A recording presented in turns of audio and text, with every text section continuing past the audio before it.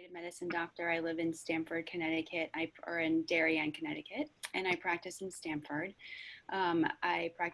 My practice is at the Tully Health Center, which is pretty conveniently located, and we're an insurance-based practice that really tries to bring integrative medicine to the masses.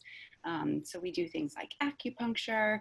I teach patients the benefits of um, using nutrition, exercise, sleep hygiene, that kind of stuff into their regular lives, and really can tackle all sorts of different problems. If it's a problem for you in your health, I can generally find an integrative medicine solution. And part of my life is doing a bit of work with my website, which is drkatie.com, which I'll reference a couple of times today because there's a lot of helpful resources there. And from that, I have grown what's called the Dr. Katie Detox, which is a 10-day health program that helps people to just sort of get back in touch with what we know to be important in our lives.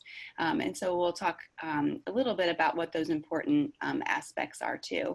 But the task at hand today is really talking about COVID and what we can do, especially because we all know that we're months away from a vaccine, and we need to be mindful about what we're doing this fall to prevent infection, and if we do get sick, then to protect others and get better faster.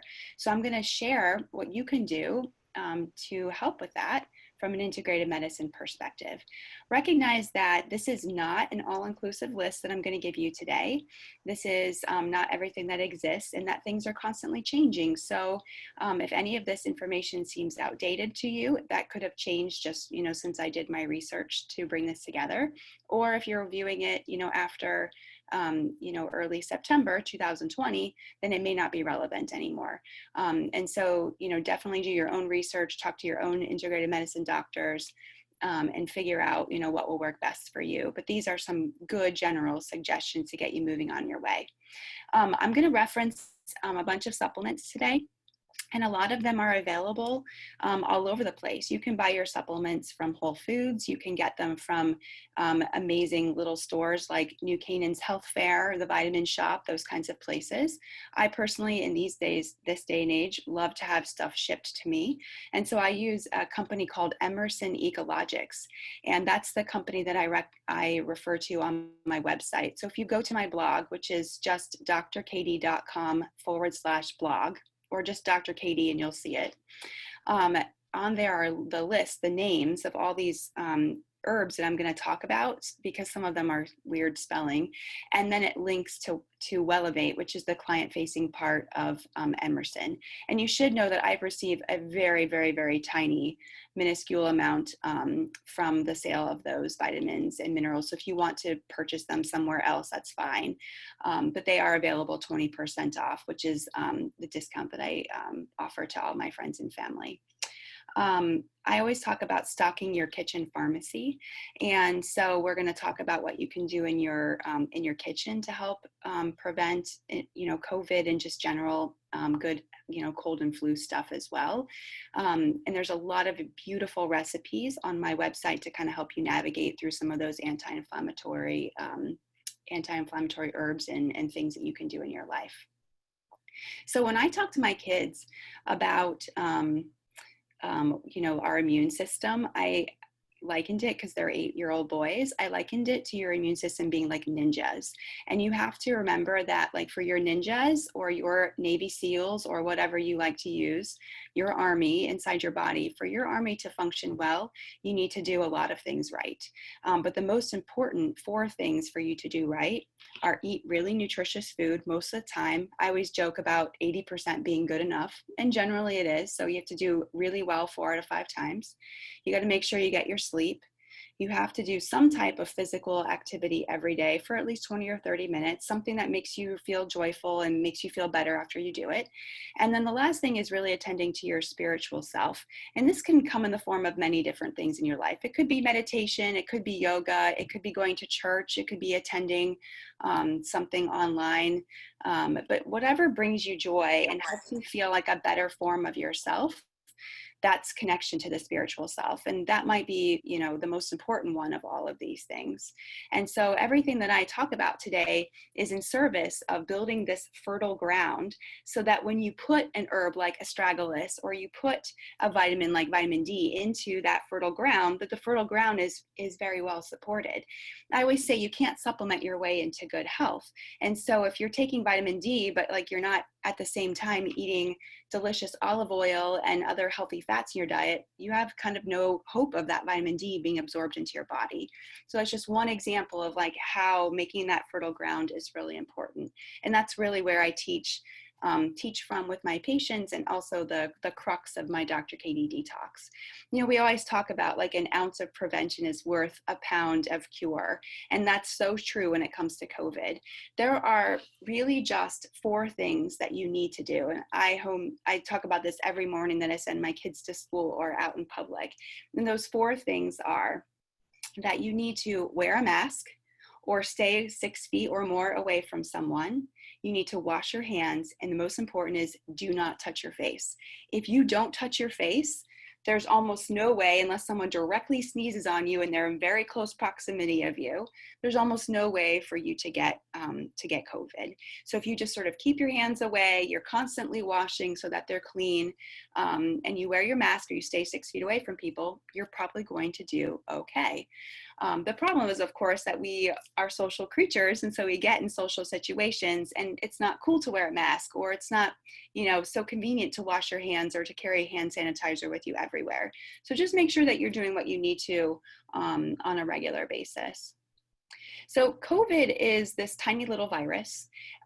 700 to 1,000 little COVID viruses can fit on one human hair. That's how tiny it is.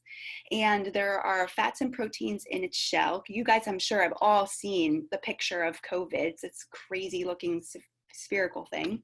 And those fats and proteins in its shell are really great, keeps them very strong, except when they're exposed to water and soap, then they're destroyed. So let's talk about proper hand hygiene. How do you actually wash your hands? It's not this like, oh, I'm washing my hands. If you've ever seen like surgeons scrub their hands, like they are in there. And this is where your fingertips, this is where you carry the germs. So what you can do is, when you're making your lather with your hands, actually take your fingertips, like in your nails, and that's what you really want to wash, because that's where most of our germs are.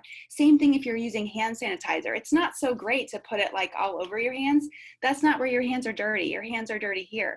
So when I get hand sanitizer, I kind of use a lot of it, and I'm putting it all over my fingers. It's totally disgusting because it gets stuck in your rings and it feels kind of gross. So washing hands is better. And clearly not using hand sanitizer and antibacterial soaps, like that's not what we want to be doing. We want to use just regular soap and really vigorous. It's friction. It's friction in the hands that really makes COVID sort of dissolve in that soap and then be washed away. So some of the big organs that are really affected by COVID are things like your lungs, your heart, and your kidneys. I was in the ICU back in most of April and some of May, and I was working in ICU 1, which was the major sort of very sick place where people were coming with COVID at Stanford Hospital. It was so much better to be in the midst of COVID and not be on the outside. And I can tell you, my fear of COVID went down exponentially after one shift in the ICU, because I got to see how people were treated. It was so clean, so calm, so amazing. So don't be afraid of the hospital. Everybody's doing a really great job. I'm there once every couple of weeks for my own appointments, and also because I've been starting to see patients there. And it's so safe and so amazing. So don't be fearful of hospitals. Be fearful of bars. Be fearful of large parties. That's what you should be fearful of. But some of the organs that are affected are the lungs, the heart, the kidneys. Those are the primary ones. And you have to remember that your lungs specifically, that's the one that's affected most, is like a big sponge. And our lungs are lined with stuff called surfactant. surfactant. And when this surfactant gets filled with fluid, it just like doesn't know how to sort of react. And then all these inflammatory compounds come in, like macrophages, and then fibroblasts come in because they think that they need to like remodel things. And what they do is they bring in all this inflammation and then they lay down scar tissue. And that's what makes it so difficult on a very like high level way of thinking about it. That's what makes it so difficult for us to breathe when we have COVID, and also why ventilators and those kinds of things were definitely needed. There's a new hypothesis that's sort of coming to light about COVID, and it's called the Brady-Kinin hypothesis. And Brady is spelled B-R-A-D-Y, Kinin is K-I-N-I-N, if you want to read about it. And we used to think that it was an issue with the cytokine storm, and it still may be a cytokine storm, which are inflammatory things that are in our immune system. But the Brady-Kinin hypothesis comes from this idea that Brady-Kinin, which is another compound in the body, allows our blood vessels to get leaky. And then it's that leakiness that allows for fluid to cross membranes that aren't supposed to be crossed. And then it's that membrane, that fluid accumulation that brings a lot of the perils of COVID. So it'll be interesting to see over the next couple of months, maybe years, if the Brady-Kinin hypothesis sort of comes to fruition, or if that's just sort of a temporary, like weird thing that we're sort of discovering now. So as far as preventing infection, there are a couple of things you can do. Like I said, the first most important thing is make sure that you're eating good food, you're getting enough rest, you're exercising every day, and you're doing something to attend to your spiritual self. So in terms of eating good food, some things really that can be so helpful are garlic, because garlic activates our immune system. The more raw the garlic, the better off you are. So if you can make a salad dressing with like raw crushed garlic, that's going to be your best bet. But put garlic and onions in like literally everything you cook, because they're so good for you. Another thing that can be so helpful are things like apples. Apples are rich in a substance called quercetin, which is a flavonoid. Flavonoids are anti-inflammatory compounds in the body. Flavonoids are found in things like my favorite, dark chocolate. And the other thing that quercetin has a strong presence in food is onions. Then we come back to the allium family, onions and garlic. So quercetin in your diet can be very good. Curcumin or turmeric in your diet can be very good, because curcumin reduces viral attachment, and it actually inhibits replication of viruses once they get into our system, so it can be really, really helpful. It's important, however, that when you're eating turmeric, that you eat it with black pepper, because the black pepper alkaloids help you to have systemic absorption of turmeric. But if you think about how one eats turmeric, generally it's in a curry or some kind of savory dish, and you would generally put pepper in that anyway, so it's kind of like nature's way of helping us along. A couple of the other things that I love for virus prevention, or just prevention from getting sick in the first place, is elderberry. And there was a huge run on the market on elderberry at the beginning of COVID, and it was out of stock for so long, but now it's back in stock, so you may want to get some in your kitchen pharmacy. And I buy two forms. One, I buy a pill form for myself because I don't mind swallowing pills. The brand I really like of herbs in general, I like many brands, but one I really like is Gaia, G-A-I-A. And Gaia makes a really nice, very tasty elderberry syrup. And so whenever my kids get a little sniffle or just sort of seem, like anything's going to happen, I give them like a half teaspoon of that twice a day. And you can do the same for yourself, but just recognize if you taste it, it tastes delicious. Recognize that it's high in sugar. So if you can't swallow pills, it's better off just to take the pills. But I like Gaia because what they do with many of their supplements is they put their herbs into a liquid, and then it's in a capsule. So it's really fast absorption and really easy on the body. Elderberry is a good one. Astragalus is another one. Astragalus is an herb that stimulates the immune system. It's an antioxidant. It's a free radical scavenger, which means that it goes around and it hunts down all these strange oxygen free radical species that are inflammatory to our body. And then the other thing that's a really amazing are mushrooms, and you can certainly cook with them. You can certainly cook with things like maitake, shiitake, oyster mushrooms, those really, really crazy looking ones at the grocery store. But you can also find mushroom supplements these days. And this is all the rage. Mushroom supplements are all the rage with our cancer patients because we're really finding amazing properties in mushrooms. But some of the big ones out there are combinations of reishi mushrooms, cordyceps, lion's mane, all those other ones. And you can find nice combinations. And I actually found one this weekend when I was searching of a nice combination of mushroom extracts in a pill form that you could take if you were interested in doing that.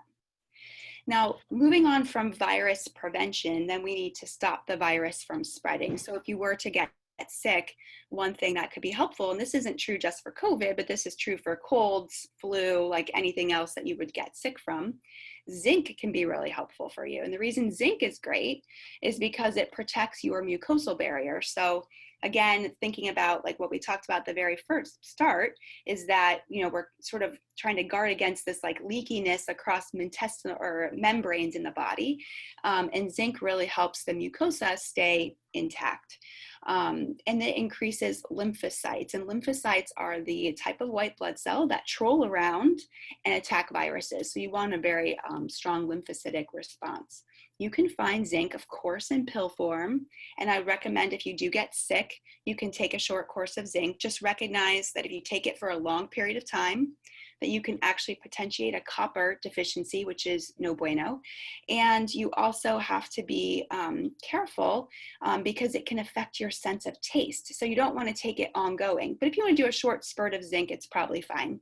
But you can find zinc in things like shellfish, nuts, seeds, and even though I'm not a huge proponent of animal protein, shellfish and a little bit of meat in your life is totally fine. Just make sure that it's organic from, you know, well-raised, pasture-raised cows and farmed responsibly and like, you know, wild and all that other stuff that we use to describe those types of animal proteins.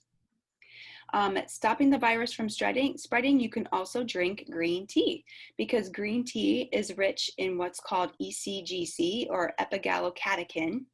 Try to say that 4 times fast. Which blocks viral attachment and also down regulates these cytokines that we think to be responsible for a lot of the overimmune response in COVID. Vitamin D is also really important for stopping the virus from spreading. So making sure that you check your vitamin D level with your doctor and then also making sure you get the right amount. Now, there is some interesting information out there that having a really, really high vitamin level of D is actually not so good for you when it comes to COVID. So making sure you're in the right range is really important. And that's something that, you know, I can comment on if I see you in my practice and help you figure that out. Vitamin C is also really helpful. And so that whole adage of like drinking a glass of orange juice when you're feeling sick is probably good, except orange juice is not the best way to deliver vitamin C because it's just full of sugar. And, you know, it takes like 6, 8, 10 oranges to make 1 glass of orange juice. But when would you ever sit down and eat 10 oranges at a time? Like never. That's not physiologic. So you shouldn't drink that much either. And so you can get vitamin C in a lot of different things, basically any fruit or vegetable. And probably one of the most rich sources of vitamin C is red peppers. So making sure that you get red peppers, oranges, anything that's sort of colorful in life is going to have vitamin C in it. And so making sure you do that also is helpful. There's another substance that can be helpful, and that's melatonin. So many of you know melatonin from your sleep habits. So melatonin is the hormone that our brains secrete when it becomes nighttime. And it just sort of helps the body understand that now it's nighttime and now it's time to fall asleep. I don't really recommend a lot of melatonin supplementation. Some of my patients feel that it's helpful, but generally, it's not the most beneficial sleep aid. But interestingly, it does help with viral replication and prevention of that. It also reduces oxidative, or again, those free radicals, oxidative lung injury during a viral infection. And you can find melatonin naturally in things like tart cherry juice, which you can buy in like small bottles, kind of expensive at the store, but you could just do 2 tablespoons in some seltzer and make like a little spritzer for yourself with dinner. That would be nice. You can also find melatonin in nuts, legumes, and seeds. So building, plant-based proteins into your diet in the form of like, all sorts of beans, nuts can be helpful, and of course seeds. And then the other thing that can be really helpful for COVID are things called plant flavonoids, which are, again, anti-inflammatory compounds that are just found in plants. So making sure that your diet is like 80% plant is really the way to go. And this works on some of the very similar mechanisms of other things that we've talked about. It's just another way to do it. There is some evidence out there that intermittent fasting can actually help with COVID. And the reason that this happens is that it activates what's called autophagy in our cellular surveillance. And autophagy is basically cell death. And it's when our cells are programmed to die, they do that more effectively and at the right time. So what you don't want is like rogue old cells that aren't doing their jobs to be around, because that's a waste of energy. You want stuff to be like new and snappy and young. And so intermittent fasting can kind of help with that. So intermittent fasting is a really touchy topic, and we could have like 15 Haven Half Times talking about that. But just know that I recommend a 12-hour fast overnight. So that means if you close your kitchen at 7 p.m., about 3 hours before you go to bed, then you need to be keeping it closed until 7 a.m. So that means no nighttime eating. The eating that's really done after that sort of 7 or 8 p.m. time frame is pretty detrimental to most people in the terms of their waistline, but it's also not really good for your body. And the reason is because you want to give your body adequate time while you're sleeping to recover. And that's where your body does all the diligent work of cleaning up all the stuff that you've come into contact with during the day, and then allowing for your body to actually detoxify and repair. So that's the major sort of crux of our conversation today. If you are interested in knowing more about the supplements, about the blog posts on recipes, or the Dr. Katie Detox, which starts Sunday. It's going to be amazing. And I see some of my detoxers here. You can use the discount code DETOX25 to save $25. And I'm happy to talk with any of you like offline via email or otherwise after if you're interested. So I'll open the floor to questions. You might have to unmute yourself if you have questions. I had one while people are waiting. Yeah, go for it. You had said if you're out in the outside and you are social distance, like maybe 6 feet apart, do you recommend still wearing a mask? I know that's a big debate. That's a great question. You are never going to be faulted in life for wearing a mask. So my thought is, if you are, just want to be as cautious as possible, and you're one who sort of tends a little bit more towards being conservative with things, or even more towards, if you're just more of the kind of anxious kind of person, you're never going to be faulted for wearing a mask. It may not be the most sort of like acceptable, like cool thing to do, but you're never going to be faulted. So if you are in doubt, then wear a mask. But generally, if you stay 6 or so feet away, which is actually not that far, but it's farther than you think. You need a whole you need a whole Dr. Katie plus a couple inches to reach 6 feet. You need that much space. And it's hard sometimes when you're at the beach or you're, wherever you are with other people outdoors. So I would say if you're unsure, just better to wear a mask. Katie, I have a question about zinc. You mentioned that when you mentioned zinc in terms of if you get the virus, what's your favorite type of zinc? Because there are a number of different types, and also form, because I've heard about lozenges helping the most. But anyway, I was just curious what you thought. Yeah, that's a great question. Hi, Amy, it's nice to see you. Zinc picolinate is what you want. So that's PICOLINATE. And that's the one I have tagged on on my website. And the dose varies depending on who you are and kind of what your dietary stuff is. So I would definitely talk with your doctor about it. But generally, the doses for like a very acute or short-term use are pretty standard. And lozenges are a really nice way to get them in. A lot of the lozenges they have for just like colds and coughs will have things like elderberry in them. We'll have a little zinc. Zinc kind of gives things like obviously like a metallic taste. And so it's not the most like pleasant cough drop like Hall's tastes or Ricola tastes much better. But there are some cool cough drops or lozenges to get the stuff into your system. Generally anything that you take under the tongue, and I'm not suggesting that you take zinc under the tongue, but anything that sort of is quick dissolving or like gets into your blood system faster is going to be a little bit more effective for you. But I wouldn't take something under the tongue unless it's designed to be that way, or quick dissolving or chewable unless it's designed to be that way. Great question. Thank you. Yeah. And Katie, I just wanted to go back to the mask for a minute. I have a rocking chair that I'm sitting in right now on my porch, and it's about 7 feet from my porch swing where I sit. And because friends like to come up and visit, and I'm always back and forth, should we just both wear masks, or because we're actually the 7 feet away, are we good to go? And you're outdoors as a covered porch? It's covered, yep, roof. Yeah. If you're outdoors, I think in my opinion, I think you're fine. I would be comfortable that in my life.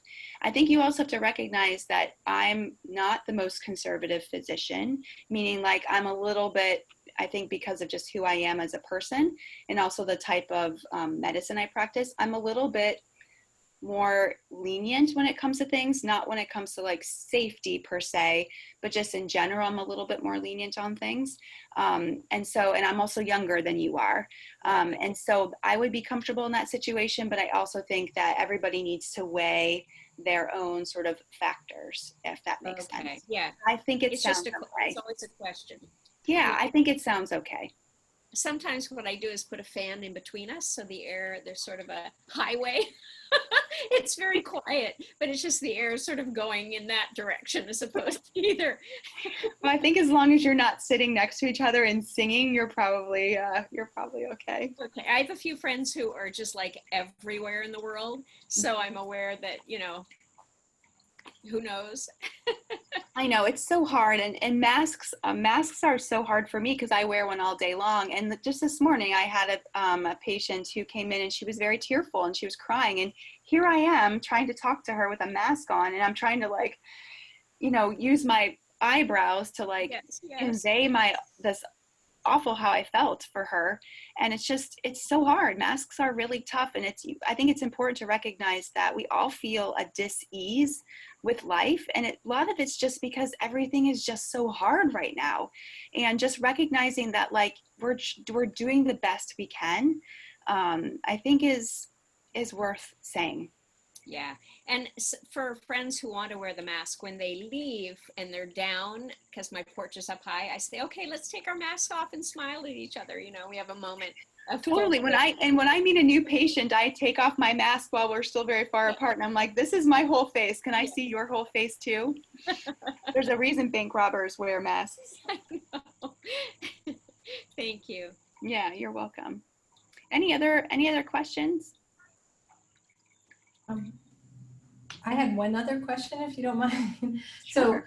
So, I had COVID. I had it in end of March, early April. So I lost my sense of smell, and I was just wondering from your case studies in the hospital, because I've been trying to research this. I did get it back somewhat, but what have you seen for people who have lost their sense of smell? I don't have a lot of patients who've had COVID, not that I'm seeing regularly. I do have a couple of patients I can think of off the top of my head who did lose their sense of smell or taste. And from what I've garnered from them is that it does return over the course of time, but I can't give you more specifics than that, than just to be sort of patient with it and recognize, the body has an amazing sense of how to heal. And so to, just do what you can to sort of allow your body to heal. And recognize that, while you've lost your sense of taste and smell a little bit, that more strong flavors are going to feel appealing to you. So this is your time to lean into all those anti-inflammatory things that before you maybe weren't able to tolerate. So a lot of turmeric, a lot of ginger, a lot of garlic, those kinds of, even pepper. I just might not be able to see if anybody else is smelling all the garlic that I might be eating. Well, you're wearing a mask, so no one's going to smell your breath. That is a good thing. Yeah. Okay. Well, great. Does anybody else have any other questions, comments? Okay. So someone. Oh, someone's raising their hand. I did. Leanne. Sorry if you already said this, but we just started distance learning today. That's why I'm wearing kid headphones. What about packages and surfaces and that? What's sort of the latest on how, I know we need to wash our hands after touching things, but they still need to let it cure out in the sun. What's the latest? Yeah. So, this is again where I'm not the best person to ask this question because I'm not that conservative in my life. So I'm going to refrain from answering that one. But just know I'm not very conservative. Okay. Well, this was really wonderful. I'd love to continue this conversation, have so many questions, but